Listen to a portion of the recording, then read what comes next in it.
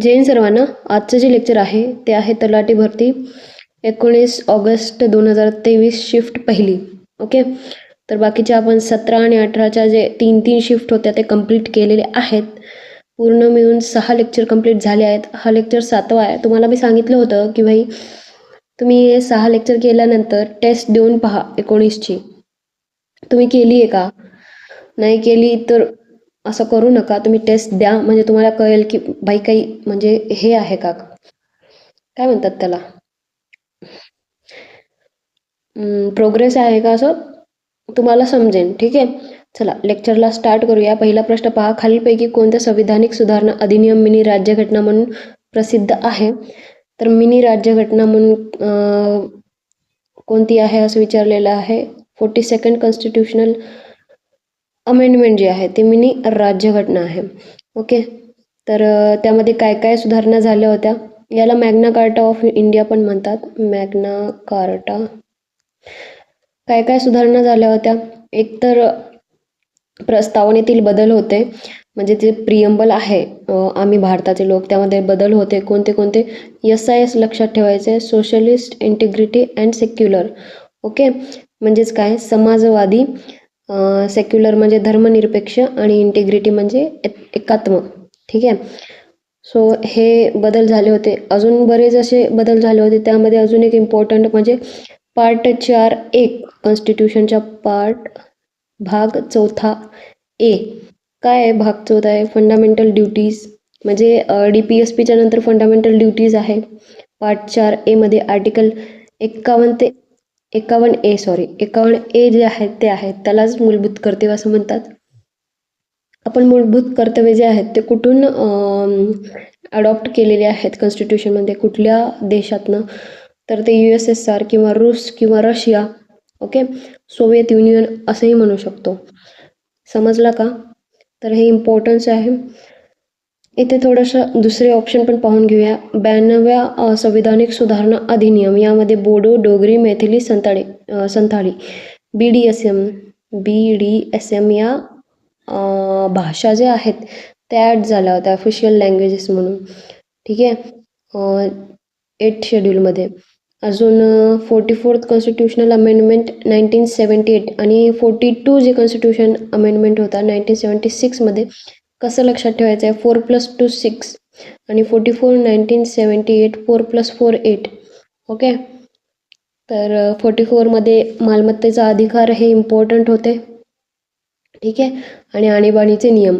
86 constitutional amendment आपण एकतर 3-4 शिफ्टमध्ये सांगितलं असेल मी 86चा. 2002मध्ये झालेले हे अमेंडमेंट शिक्षणासाठी होते. 6 ते 14 जे वयाचे मुलं आहेत त्यांना फ्री एज्युकेशन जे आहे ते यामध्ये होते. ओके, सो आपले 4ही ऑप्शन झालेले आहेत.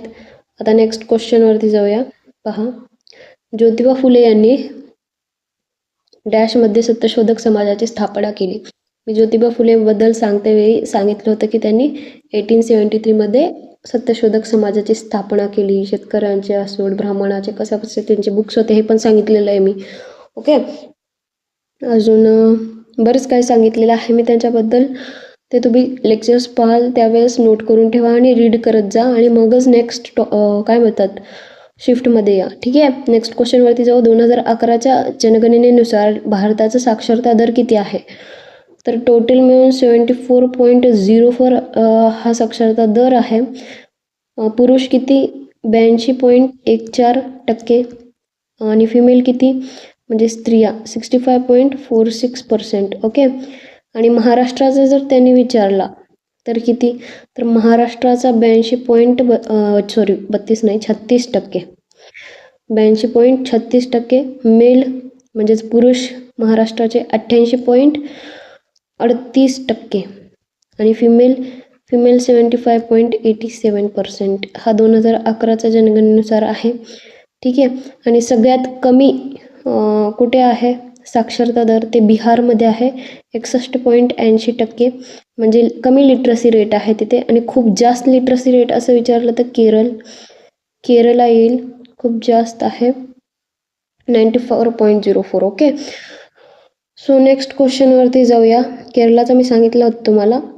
मुख्य माहिती आयुक्त किंवा माहिती आयुक्त या स्थितीत ते त्यांच्या कार्यालयात प्रवेश करतील त्या तारखेपासून डॅश कालावधीसाठी पदावर राहतील. तर किती कालावधीसाठी? 3 वर्षे हे त्यांच्या पदावर राहतील. माहिती आयुक्तबद्दल दिलेला आहे. आपण सेव्हरेबिलिटी म्हणजेच कलम 10 ना, आर्टिकल 10 पर्यंत म्हणजे पृथक्करणीयतापर्यंत आपण केले होते. मी तुम्हाला सांगितलं होतं. अजून माहिती अधिकाराचं काय आलं की मग पुढे सांगेन. ओके, तर 11चं पाहून घेऊया.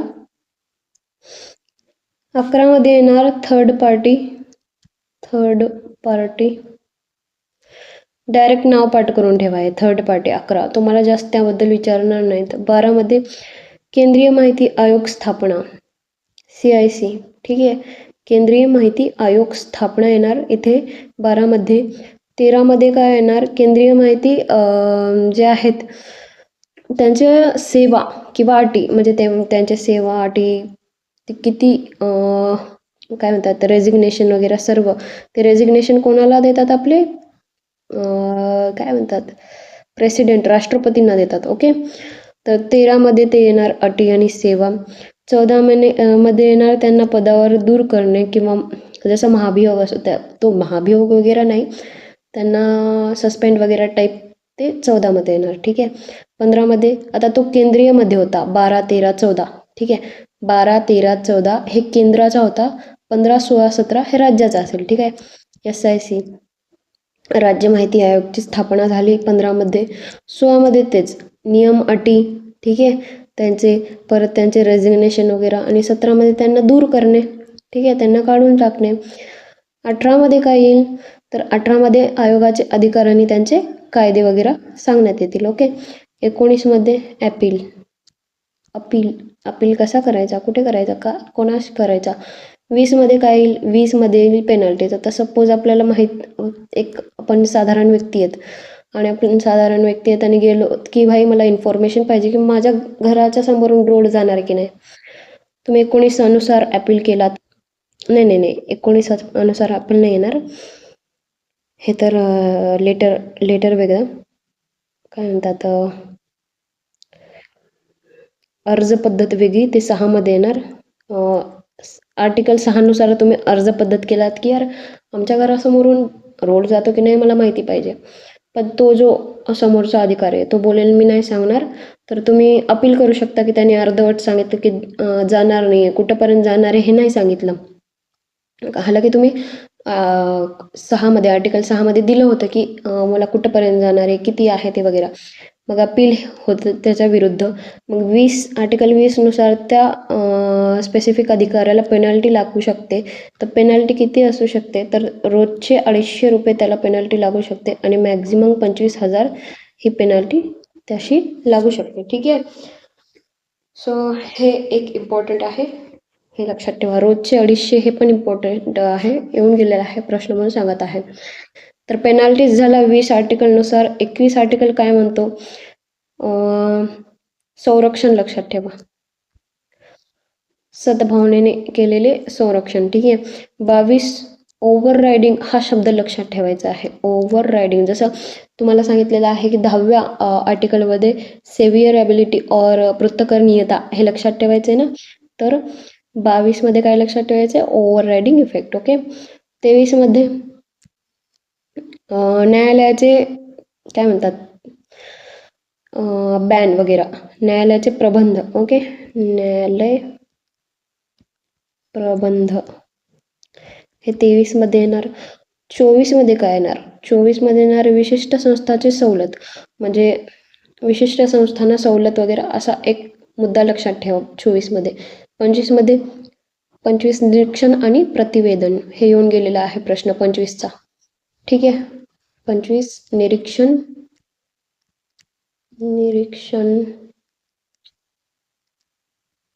प्रतिवेदन.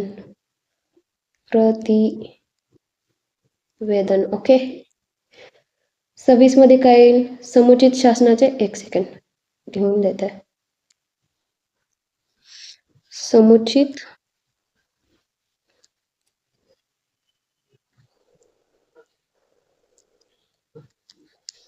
शासनाचे कार्यक्रम. शासनाचे कार्यक्रम. ओके. हे 27 मध्ये काय? नियम करण्याचा सरकारचा अधिकार. नियम बनवण्याचा किंवा करण्याचा.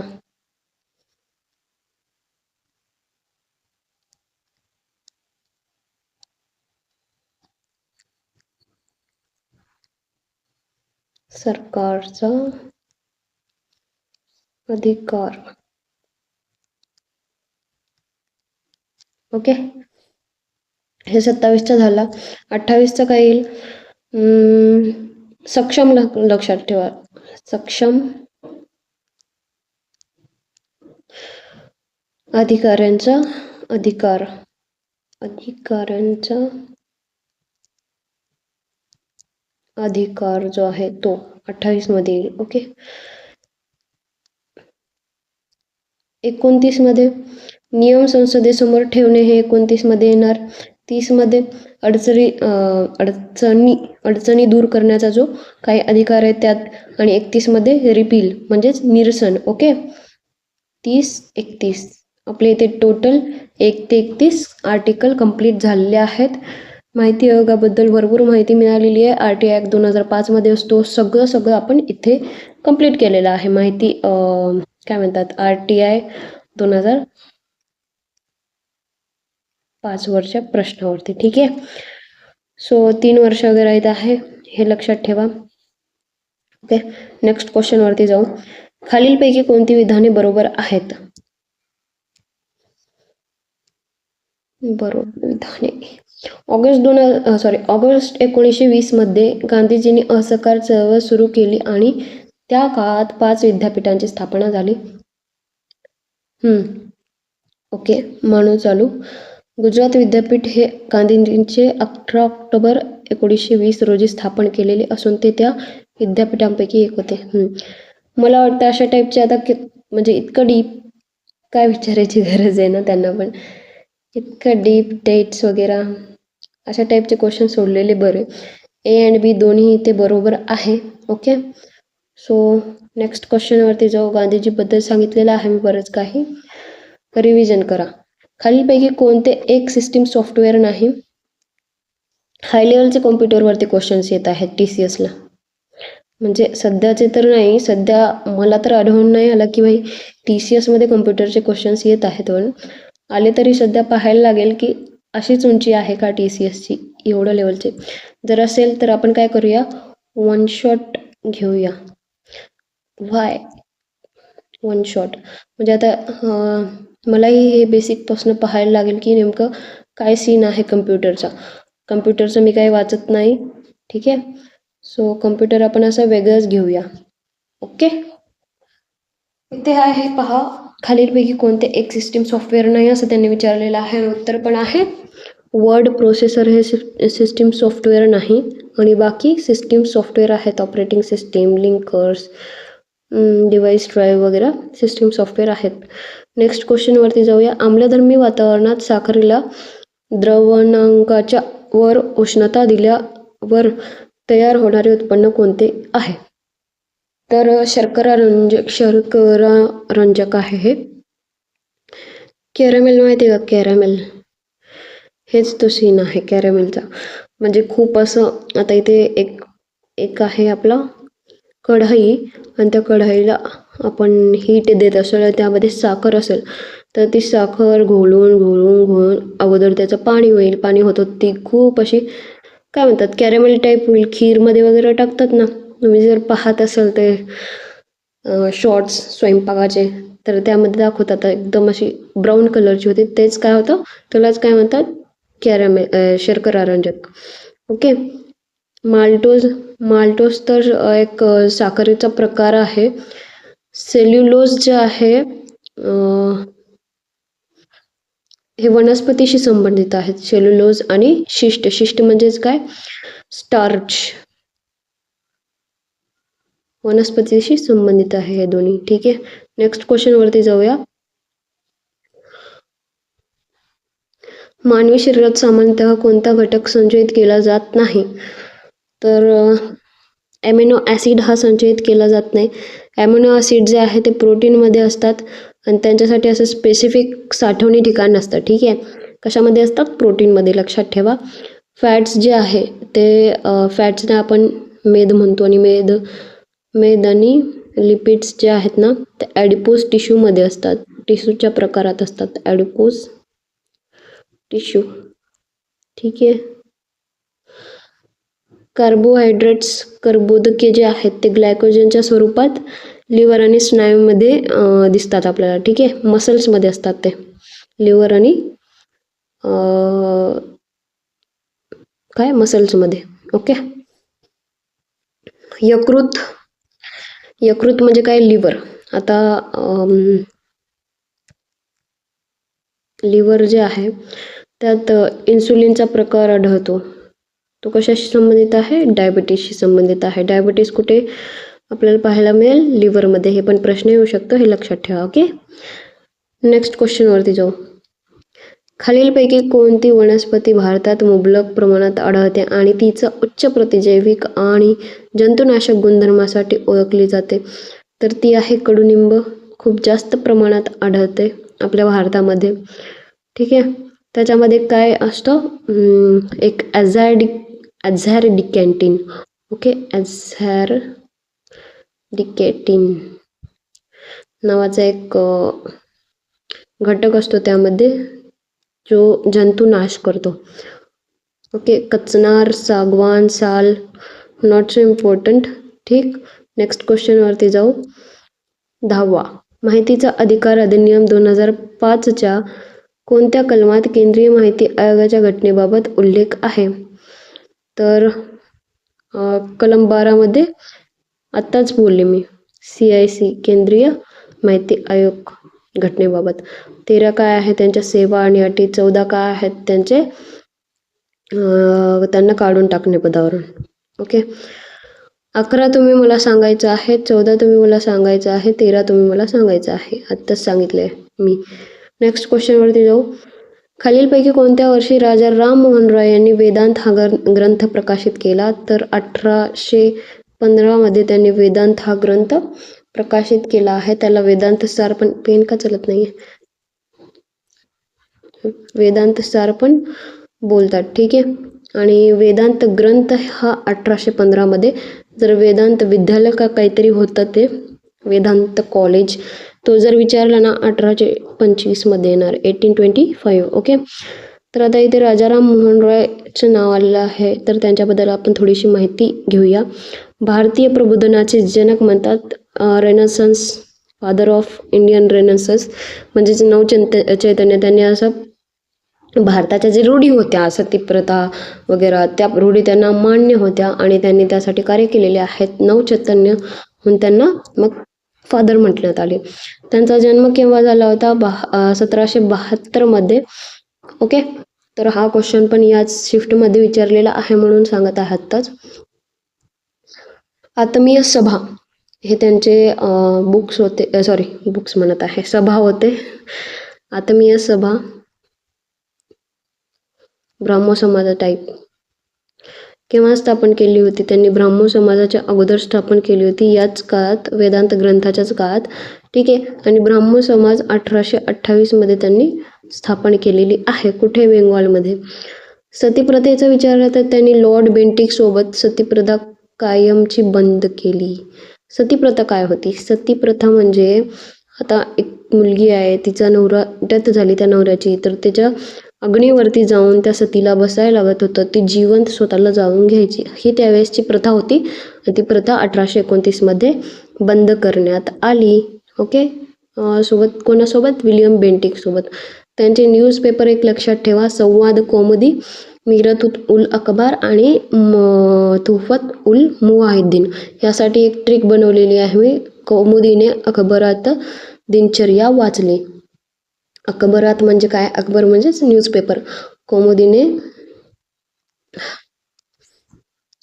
अखबारात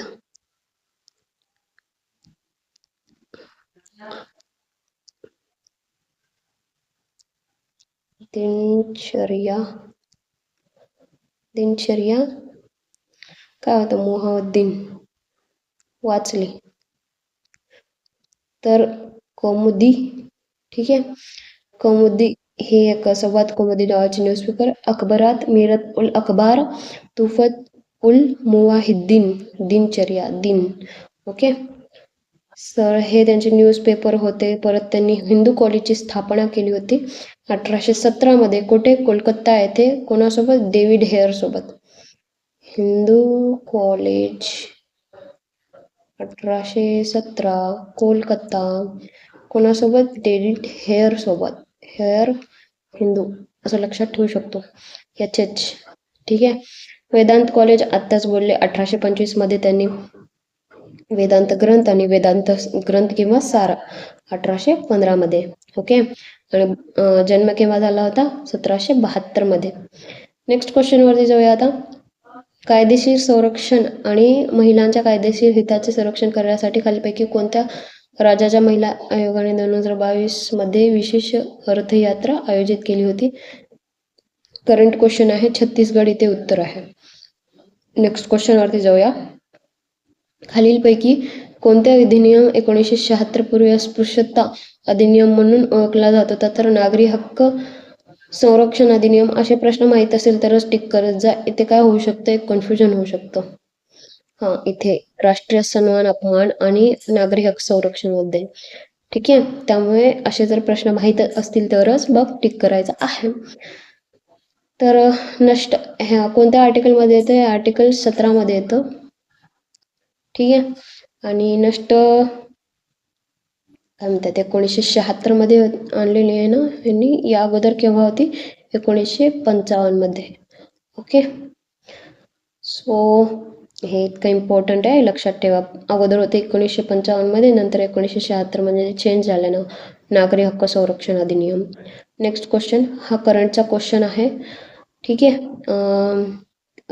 ऑक्टोबर 2022 इंटू स्पेसिफिक क्षेत्रात आपत्ती निवारणादरम्यान समन्वय 2 लष्करामध्ये सहयोग. लष्कर सहयोग इथे दिलेला आहे. तर लष्कर सहयोगाचे इम्पॉर्टंट मिलिटरी एक्सरसाइजेस भारत आणि इतर परदेशीयांसोबत कोणते कोणते नाव आहेत? नोमॅडिक एलिफंट सध्याचं रिसेंट आहे. नोमॅडिक एलिफंट कोणाशी? इंडिया अँड मंगोलिया, ठीक आहे. घेऊन घ्यायचे. परत एक्स डस्ट लीग जे आहेत इंडिया आणि Uzbekistan. Ex Dustlik Uzbekistan, कसं नाव आहे ना? India and Uzbekistan, okay. Ekuverin Maldives सोबत आहे. इक्युवेरिन जे आहे ते India Maldives, okay. Cyclone Egypt and India. Egypt and India IE, okay. काही ट्रिक बनवा आपण हे लक्षात ठेवा, ठीक आहे. Dharma guardian India and Japan. Dharma guardian, okay. अजून Suryakiran most most most important. Nepal and India. India and Nepal, ठीक. अजया वॉरियर. अजया वॉरियर जे आहे USA सोबत. India and USA. ए आणि ए शेवटी लक्षात ठेवायचं आहे, ओके. मित्रशक्ती श्रीलंका सोबत. मैत्रीचे भाव आहेत. आपला मित्र देश आहे श्रीलंका असंही लक्षात ठेवू शकतो. India and Sri Lanka. युद्ध अभ्यास USA अँड इंडिया. ह्याच्या काय म्हणतात? युद्ध अभ्यास आणि अजया USA अँड इंडियाशी संबंधित आहेत. काहीतरी एडिशनचा काहीतरी फरक आहे त्यामध्ये, ठीक आहे. म्हणून वेगवेगळे नाव आहेत इथे. सो हे सगळे पाठ करायचे आहेत. नेक्स्ट क्वेश्चनवरती जाऊया. प्राणीसृष्टीमध्ये पट्टकृमीचे वर्गीकरण काय आहे? तर पट्टकृमी इथे थोडंसं सेम नेम आहेत ना. पत्तकृमी संघ. यामध्ये प्लॅटीहेल्मिंथेसमध्ये फ्लॅट असतो यांचे शरीर. फ्लॅट है की नाही. परत हे दुसऱ्यांच्या शरीरात राहणारे प्राणी पण ओळखून येतात. प्लॅनेरिया, ल्यूकवॉर्म, परत टेपवॉर्म हे यांचे एक्झाम्पल आहेत, ठीक आहे. हे ग्रुप C ला विचारू शकतात. मोलस्काचं विचारलेलं आहे. ते मोलस्कामध्ये कोणते कोणते येणार? गोगलगाय येणार. त्यांच्या असं पाठीवर हे असतं, काय म्हणतात? गोगलगाय घेते ना चोरून, शेल असतं, शेल. स्वतःची बॉडी, ठीक आहे. ऑक्टोपस जे मऊ शरीराचे असतात आतमध्ये, ठीक आहे. मोल्युस्क मऊ, असं म लक्षात ठेवू शकतो आपण. गोलकृमी नेमॅटोड्स मध्ये काय काय येणार, ॲस्कॅरिस सांगितलं होतं एकदा मी कुठल्या तरी व्हिडिओ लेक्चरमध्ये. ॲस्कॅरिस म्हणजे पोटातील जंतू जे असतात गोलकृमी ते. ओके, अजून नेमॅटोड्सला काय म्हणतात हे सांगा बरं. पत्तकृमी, निडॅरिया. निडॅरियामध्ये जेलीफिश येणार, जेलीफिश. हायड्रा, ठीक आहे, हायड्राशी संबंधित आहे. रेडियल सिमेट्री असते, 2 भाग पडतात त्यांचे. ओके, अजून एक लक्षात ठेवा, अँथ्रोपोडा. अँथ्रोपोडामध्ये काय काय येणार, झुरळ येणार, झुरळ. खेकडा, म्हणजे यांचा ग्रुप टाईप राहतात ना, हे घाण असतात हे फार, मला नाही आवडत. नेक्स्ट क्वेश्चन, भारतातील खालीपैकी कोणत्या राज्य दिसत आहे काय, त्यावेळेसचा करंटचा क्वेश्चन आहे वाटतं, हे नाही वाचणार मी. ओके, नेक्स्ट क्वेश्चनमध्ये जाऊ. हे पण नाही वाचणार मी, हा पण करंटवाला आहे. इम्पॉर्टंट नाही म्हणून वाचत पण नाही आहे, ठीक आहे. आत्ता सध्यासाठी नाही आहे, जे इम्पॉर्टंट आहे ते वाचत आहे, नाही वाचणार. नेक्स्ट क्वेश्चन, 1946 मध्ये खालीलपैकी कोणती विदर्भ महारोगी सेवा मंडळ स्थापन केले, कोणी विदर्भ तर शिवाजीराव पटवर्धन यांनी विदर्भ सेवा स्थापन केली. बाबा आमटे यांनी आनंदवन स्थापन केले होते, हे पण इम्पॉर्टंट आहे. आणि डॉक्टर पटवर्धन जे आहेत यांनी विदर्भ महारोगी, त्याला तपोवन आय थिंक सो म्हणतात ना, तपोवन म्हणतात, Tapovan. Okay, G V. Sardar, not so important. Okay,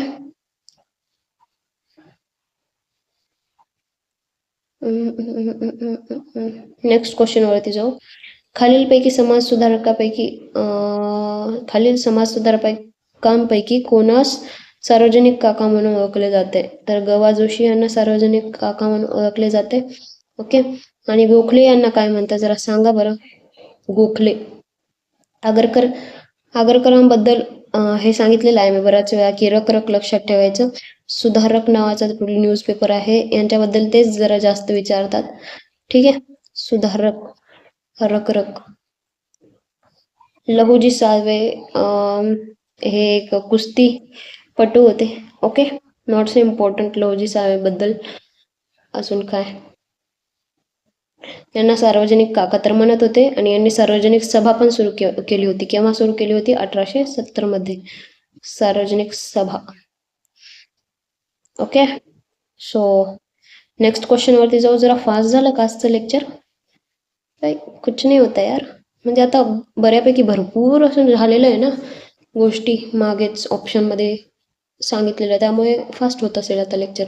Raja Rammohan Roy यांचा जन्म बंगाल प्रेसिडेन्सीमध्ये राधानगर येथे डॅश वर्षी झाला. आला का नाही क्वेश्चन, सांगितलं होतं ना वर, ते मी पाहूनच सांगितलं होतं की यार बर्थ वगैरे पण विचारत आहेत, इम्पॉर्टंट व्यक्तिमत्व आहे ना, त्यामुळे ठीक आहे बर्थ वगैरे विचारणं.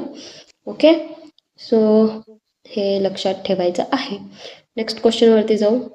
खालीलपैकी कोणत्या संविधानिक सुधारणा अधिनियमाद्वारे भारतीय संविधानात मूलभूत कर्तव्याचा समावेश आहे, तर मूलभूत कर्तव्य, फंडामेंटल ड्युटीज, पार्ट 4चा ए, आर्टिकल 51A जे सांगितला होता मी तुम्हाला, तोच इथे विचारलेला आहे. कोणत्या कॉन्स्टिट्युशनल अमेंडमेंटनुसार हा ॲड झाला आहे, तर हा 42nd कॉन्स्टिट्युशनल अमेंडमेंटवर आपण घेतलेला आहे. ओके, इथे 44चा पण सांगितलेला आहे मी आत्ताच तुम्हाला, संपत्ती अधिकार, राईट. 44 कॉन्स्टिट्यूशन अमेंडमेंट 1978, हा 1970 किती सांगा बरं ॲडिशन करून, 1976. ओके, तर 52वा केव्हा झाला, 1985 मध्ये झाला होता. पक्षांतर बंदीचा होता हा, ठीक आहे. पक्षांतर बंदी म्हणजे काय होत होतं, 1800, एक सेकंड, 1900, 1800 नाही, 1900, 1870 मध्ये काय सीन झाला होता लक्षात ठेवा. पक्षांतर खूप होत होतं, 1800 की 1900, कन्फ्यूज होत आहे थोडंसं मला, म्हणजे त्यावेळेस एक सीन होता, आयाराम गयाराम. आता शिंदे सरकारने जसं बंद केलेले आहे की सगळे जे आहे आमदार लोक त्यांना आपल्याकडे ओढून घेतले. ठीक आहे. आणि मग पक्ष पडला जो होता तो, आणि मग दुसरा पक्ष स्थापन झाला म्हणजे त्याच नावाडे. ठीक आहे. तर ते कुणामुळे, आमदारांनी बदली केल्यामुळे. आमदार हे मनालीला जाऊन बसले होते. तर तेच आहे पक्षांतर बंदीचा सीन 52 मध्ये आला होता. आर्टिकल नाही, कॉन्स्टिट्युशनल अमेंडमेंट 52 1985 मध्ये पक्षांतर बंदी करण्यात आली. कोणाच्या काळात? राजीव गांधी सरकार होती त्यावेळेस. कोणती सरकार? राजीव गांधी यांची सरकार होती. ओके. आर्टिकल 48चा सांगायचं झाला तर पंजाब बद्दल होता, नॉट सो इम्पॉर्टंट. जे राष्ट्रपती राजवट सीन होता ना, ते आर्टिकल 48 मध्ये येतो. ठीक आहे. नेक्स्ट क्वेश्चन वरती जाऊया. हा, अरे कशाला किती विचारत आहेत यार, 5-6 करंट अफेअर. नका असा जुलूम करू TCS. Next question. 2011च्या जनगणनेनुसार भारतातील कोणत्या राज्यात साक्षरता दर सर्वाधिक आहे? केरळमध्ये आहे, प्रत्येकाला माहिती आहे. ठीक आहे. आणि तिथे मेल लिटरसी रेट किती आहे? 96.11%. आणि फिमेल लिटरसी रेट 92.07%. ठीक आहे. आणि ओव्हरऑल लिटरसी रेट किती आहे त्यांची? तर 94 पण विचारतात, 94% किंवा 93.91% असं पण असतं तिथे ऑप्शनमध्ये. ठीक आहे. इथेच आपल्याला जास्त करून ख्रिश्चन लोक पाहायला मिळतात. ओके. तिथेच आपल्या जास्त करून मुलींची पक्षांतर होते मुलींचे. नेक्स्ट क्वेश्चन आणि फायनल क्वेश्चन आहे हा. तर पहा काय म्हणत आहे हा क्वेश्चन. खालीलपैकी कोणत्या खेळाडूला हॉकी इंडियाकडून मार्च 2023 मध्ये मेजर ध्यानचंद जीवन गौरव पुरस्कार 2022 ने सन्मानित करण्यात आला होता? तर हा इम्पॉर्टंट नाही आहे, पण याबद्दल एक इम्पॉर्टंट आहे, ते म्हणजे मेजर ध्यानचंद जीवन गौरव पुरस्कार. तर मेजर ध्यानचंद खेलरत्न पुरस्कार बद्दल आपण थोडंसं जाणून घेऊ. खेलरत्न हे भारताचा स्पोर्ट्समध्ये हायेस्ट स्पोर्ट अवॉर्ड आहे.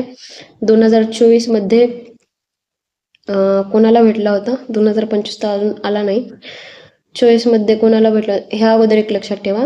2021 पर्यंत याचे नाव होते, म्हणजे याचे नाही, मेजर ध्यानचंद खेलरत्न अवॉर्ड. याचे काय नाव होते?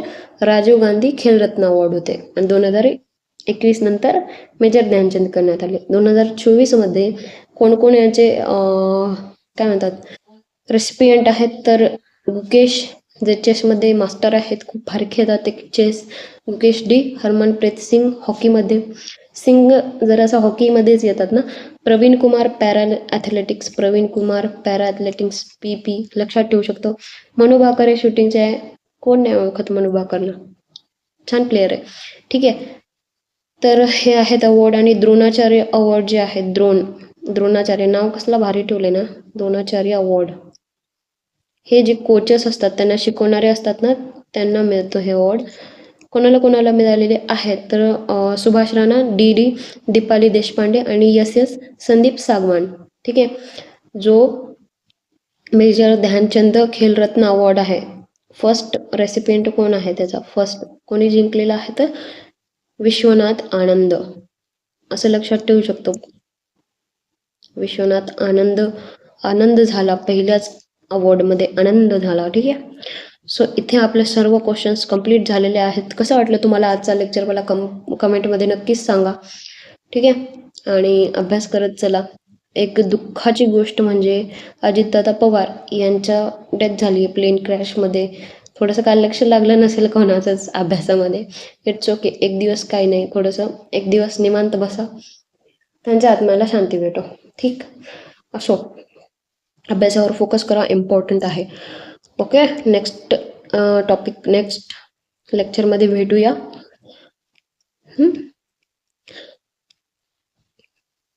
नेक्स्ट लेक्चरमध्ये भेटूया. अजून काही इम्पॉर्टंट असेल अशाच गोष्टी मी ॲड करत जाईल. पूर्ण 57 जेव्हा लेक्चर होतील तेव्हा असं गरजच पडणार नाही की हे सांगायचं आहे, हे सांगायचं आहे. फुल तुम्हाला येऊन जाईल. ग्रुप C पण तुम्ही इझिली सोडायला घ्याल, ग्रुप B तर होणारच.